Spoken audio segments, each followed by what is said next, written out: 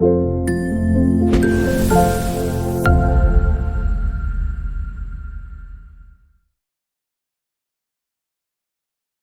कृष्ण जन्माष्टमी व्रत कथा।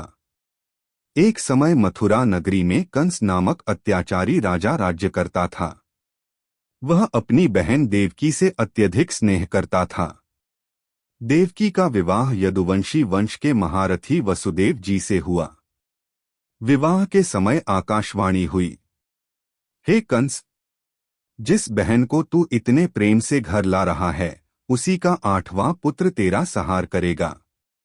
यह सुनते ही कंस क्रोधित हो उठा और उसने तलवार खींचकर देवकी को मारने का निश्चय किया। वसुदेव जी ने समझाया और वचन दिया कि देवकी से जो भी संतान होगी वे उसे सौंप देंगे। कंस ने दोनों को कारागार में डाल दिया। समय बीता, देवकी के एक एक करके 7 पुत्र हुए, जिन्हें कंस ने मार डाला। 8वें पुत्र के जन्म के समय कारागार में भगवान विष्णु ने वसुदेव देवकी के सामने 4 भुजाओं वाले स्वरूप में प्रकट होकर कहा, अब मैं बालक का रूप धारण करूंगा। तुम मुझे गोकुल में नंद यशोदा के घर पहुंचा दो और उनकी नवजात कन्या को यहाँ ले आओ। रात में भयंकर वर्षा हो रही थी, परंतु भगवान की लीला से कारागार के पहरेदार सो गए, बेड़ियां खुल गईं और दरवाजे स्वयं खुल गए। वसुदेव जी ने सिर पर टोकरी में बालक कृष्ण को रखा और यमुना नदी पार कर गोकुल पहुंचे। गोकुल में उन्होंने कृष्ण को यशोदा की शैया पर लिटाया और उनकी कन्या को लेकर मथुरा लौट आए।